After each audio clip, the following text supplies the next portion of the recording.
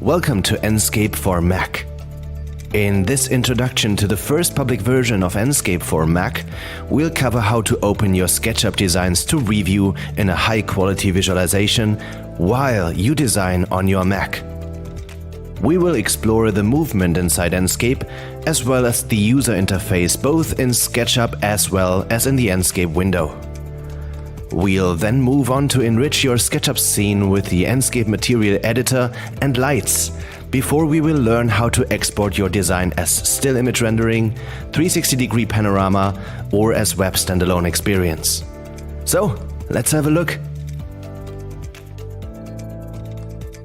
First of all, Enscape is not a standalone software, it's a plugin. This means that even though the Enscape E icon may appear in your Apple dock at the bottom of the screen, you cannot start it from here. Instead, start SketchUp with any model of your choice. After Enscape was installed, you should find the Enscape toolset in its own toolbar floating above the SketchUp interface, as well as in the SketchUp menu under Extensions. To start Enscape from any given project, again, there are no further precautions necessary. You just click the Start Enscape button right here. Enscape will then launch in its own separate window, showing your design in a default empty scene, containing sky, sun, and a floor which is infinitely far below. Now you can work in SketchUp like you're used to. Enscape will always show an accurate representation of your design. If you're working on just one monitor, it's probably best to align both windows next to each other. Play around for a bit.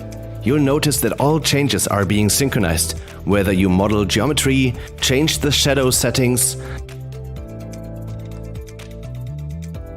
hide objects, and so on.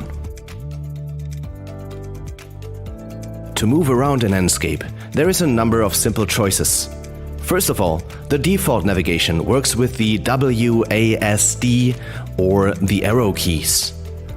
Press W or the up arrow to move forwards, S or the down arrow to move backwards, A and D or left and right to move left or right.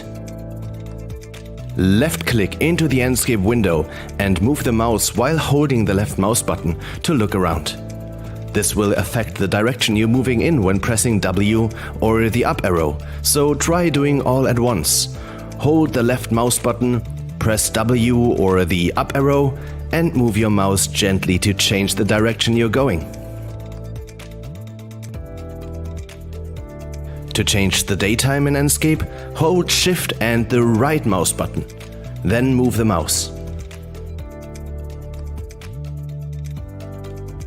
To look up all of these controls, and many more, whenever you like, click the question mark button in the top right corner of the Enscape window. An even simpler option is this. You can just as well tell SketchUp to synchronize the camera movement into Enscape. Click the Synchronize Views button to toggle this option on or off. When enabled, you can just continue moving in SketchUp and Enscape will follow on the spot. One more option I want to discuss here is to just use Sketchup Scenes. Any scenes you have set up in your design can be accessed directly in Enscape. For this, press the F key on your keyboard or just click the View Management button. Clicking any of these views will move the Enscape camera to its location and also update the time of day and visibility settings to what's set in that particular scene. So you can prepare a whole presentation just using the scenes you're setting up in SketchUp. You can even connect visual settings presets to all these scenes to change automatically, but this is being covered in other lessons. Let's continue focusing on the basics for now. We'll keep exploring the user interface. Let's continue in the SketchUp part before moving to the Enscape window.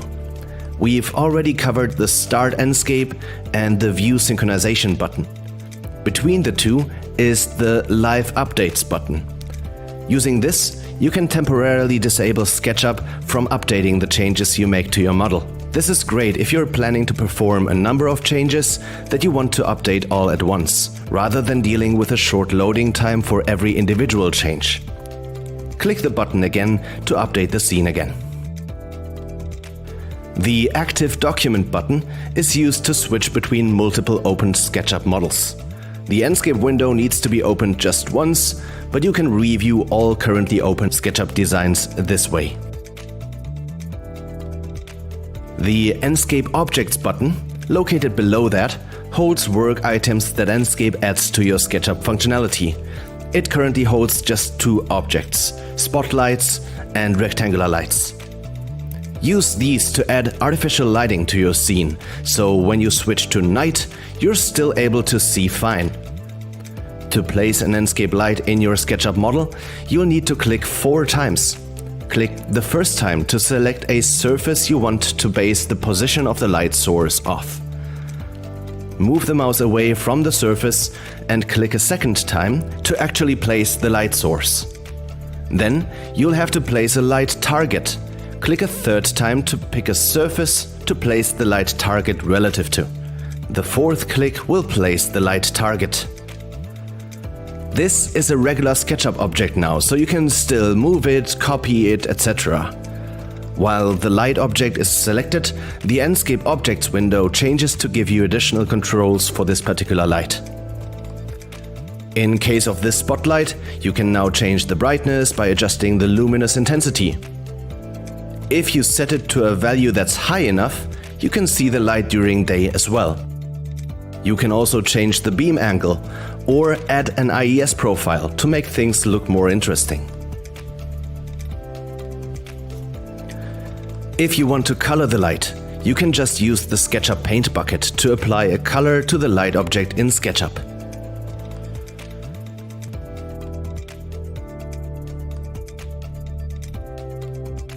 Below the Enscape Objects button, you can find the asset library.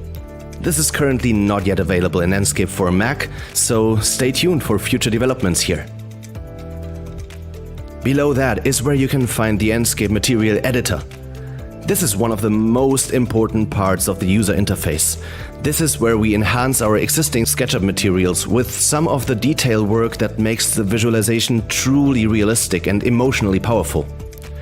Again, this tutorial is a bit too short to cover everything right here, but let's go over a quick demonstration to show you the power of this interface.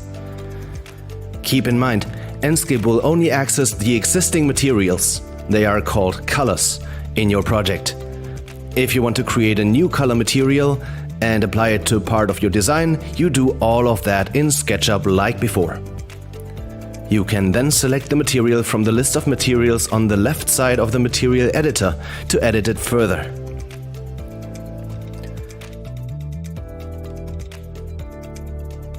At the top, you can pick from multiple material types, like grass and water, but for now we will stay in the generic type. You can get a number of interesting materials by editing the base attributes, like color, roughness or reflections, the metallic value or transparency. However, it really gets interesting when we involve image textures to control some of these attributes. Where to get image textures, I hear you ask? Well, it's up to you. There is plenty of resources online to download textures from. If you don't know where to start, come with me to a site called www.ambientcg.com. Here, you can pick from a large number of materials which all are available for free under Creative Commons license. Download any material you want to go with. I recommend to download it in 2K resolution. That's a good rule of thumb for Enscape. This is really the same workflow for almost all materials, so you can copy this workflow for all of your designs. Once downloaded, open the folder you've received. We will find a number of image files, of which we'll use 3: color, displacement, and roughness. Grab these 3 files and store them somewhere on your machine. We'll now go back to the Enscape Material Editor. Make sure the material you want to edit is selected.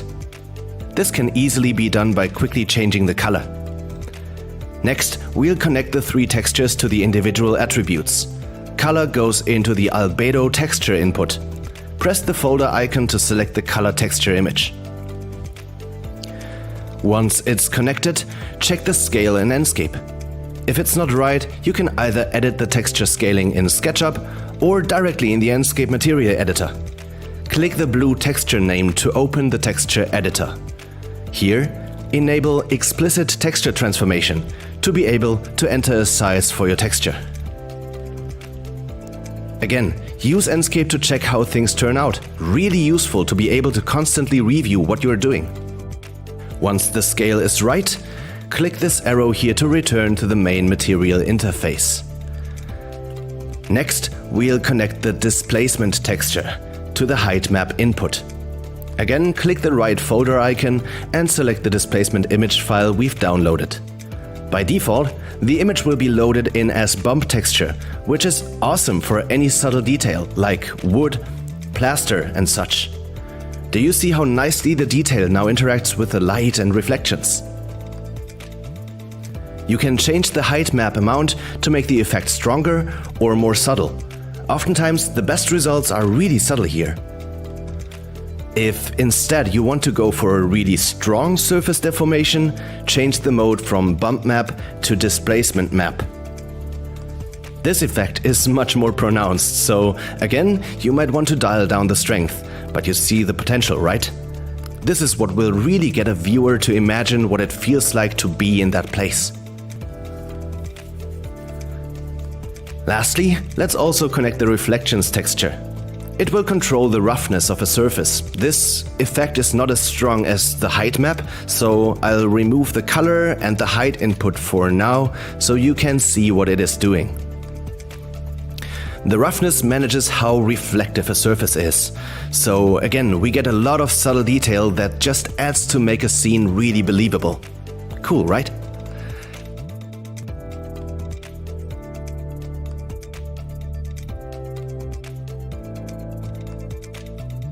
Now that we've set up lighting and materials, let's switch to the Enscape user interface for now to learn how to share your design.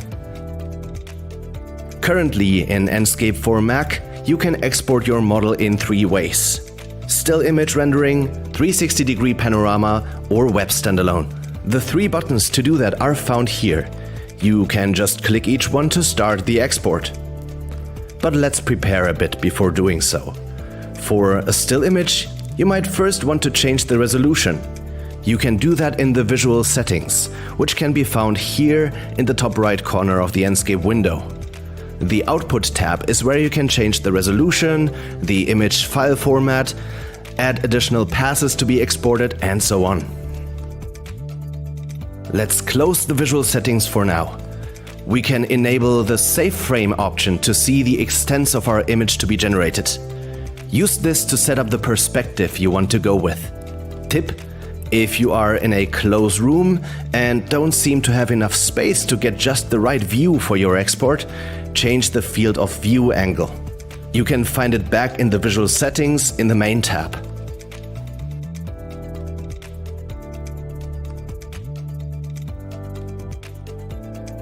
If it's grayed out, it's because you're synchronizing the camera from SketchUp. Disable the view synchronization and you'll be able to edit the field of view. Zoom out a bit and you should be able to frame every scene just fine. Adjust your position accordingly. Lastly, let's use Shift and the right mouse button to change the daytime so the sunlight, or artificial light if you choose night, play an interesting role in the picture. Before hitting export, we might want to save the location, in case we want to make additional renderings from this perspective in the future. Click the View Management button and select Create View at the bottom. This will create a new scene in SketchUp from the current perspective, saving the time of day as well.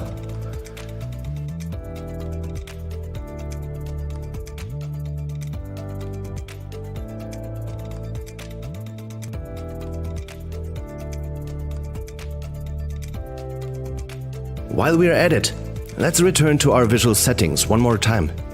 Maybe you want to edit some of them and see what your image looks like in various conditions. Maybe change the cloud density or add some outlines for an abstract look. Or go to the Sky tab to pick a more interesting horizon source. I like to add a little depth of field to the image. To do this, enable depth of field in the main tab. Once it's enabled, you can disable autofocus to fine-tune the distance at which the image will be the sharpest. I feel like this gives the image the final touch. Okay, feeling good about your image? Then let's press the rendering button. Enscape will ask you where to save the image. Pick a location and you'll have the finished picture within a few seconds. Want to share a 360-degree panorama with your audience instead? Just use the button right next to it. Enscape will generate it from the position you're at, so maybe you want to move a little further towards the middle of the room for that.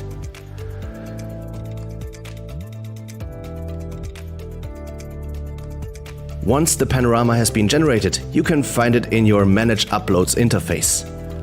It can be found right here, back in the SketchUp toolbar. While you can use this interface to save the panorama as regular image file, it's much more convenient to share it using the Enscape Cloud. Click this button to upload it.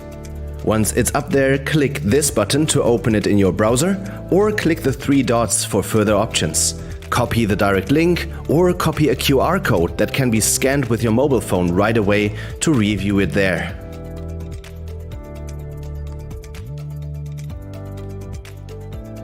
There is another tab in this Manage Uploads interface, which is referring to the web standalones you can generate from Enscape. To do this, just press the last of our 3 export buttons. The standalone will be uploaded automatically and can then be accessed through that link. This ends our brief overview of the current state of Enscape for Mac. We hope you enjoy working with Enscape in this new environment. If you run into issues, feel free to reach out to us using the feedback button or visit us in the forums at forum.enscape3d.com. Also, thank you for using Enscape.